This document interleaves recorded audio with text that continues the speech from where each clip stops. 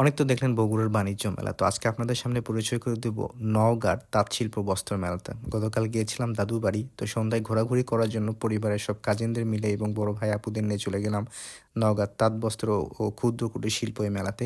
তো যে কথা সেই কাজ, ১ম এই টিকিট কেটে ঢুকলাম ৳২০ করে, এবং খুশির সংবাদ হচ্ছে তাদের এখানে এই যে টিকিটটা, ঢোকার এন্ট্রি যে টিকিটটা, এটাই কিন্তু এখানে লটারি হয়ে থাকে। অর্থাৎ এই টিকিটটা আপনি লটারি হিসেবে ব্যবহার করতে পারবেন। শুধু তাই না, এখানে দেখলাম মেলাটি বেশ জায়গা জুড়ে রয়েছে এবং এখানে হাতে তৈরি বেশ বিভিন্ন কিছুই ছিল, এবং বাচ্চাদের রাইডসের জন্য বিভিন্ন কিছু রাইডস ছিল। সাথে নাগরদোলা ছিল, নৌকা এবং ট্রেন, এবং আমার দেখতে পাচ্ছেন ভাস্তা ভাগ্নেরা বেশ এনজয় করতেছে। তো আমিও একটু এনজয় করার জন্য একটু বুলেট শুট করলাম।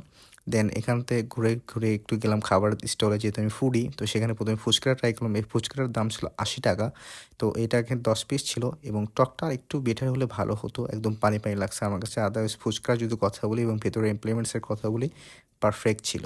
দেন সেখানেও ট্রাই করলাম যে রাজশাহীর বিখ্যাত যে কালাই রুটিটা। তো এখানে ভর্তা দিয়ে ট্রাই করলাম, যেহেতু হাঁসের মাংস সচরাচর আমি পছন্দ করি না।